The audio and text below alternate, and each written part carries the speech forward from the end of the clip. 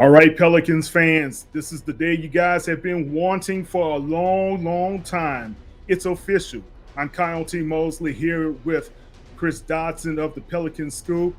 Chris, man, you wrote it. Tell us about it. Zion, he's back with the Pelicans officially. Right, and he's back. It's official, and the Pelicans paid up. There wasn't as many clauses, all that Embiid nonsense. They just went ahead and realized the talent they had on board. They signed him to a pretty much full max deal, and with the escalators, they really hope they get there, and they have to pay that $230 million because an All NBA season would be great coming off of this deal.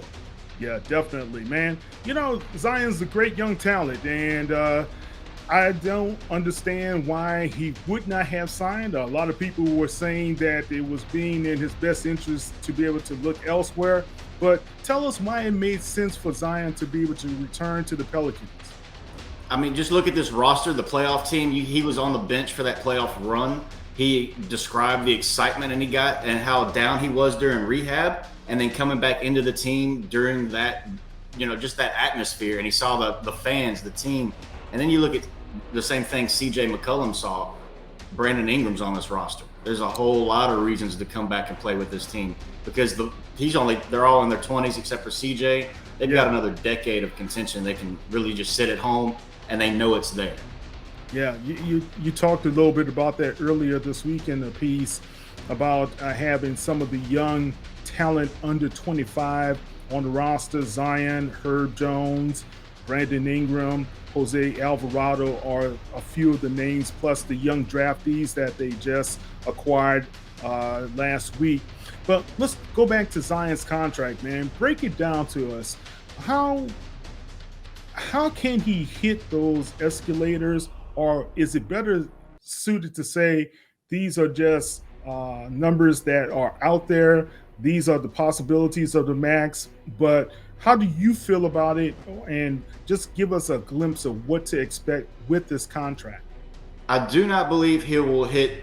I mean, sorry to say, I don't believe he'll hit the NBA MVP next season unless he really just has another historical year. There's just so many other guys in contention. The way the voting is, sometimes they give people credit for past seasons. So I don't think we'll get to that full 231 number, but I do believe if he hits the All-NBA team, he'll hit those escalators. Defensive Player of the Year, again, he's got to beat Herb Jones for that. So that's something you got to consider on this team as well. There's a lot of these escalators are in play, but there's only a few of them are in reach. I think he will get more than $193 million because he will make an All-NBA team. He will make some All-Star teams.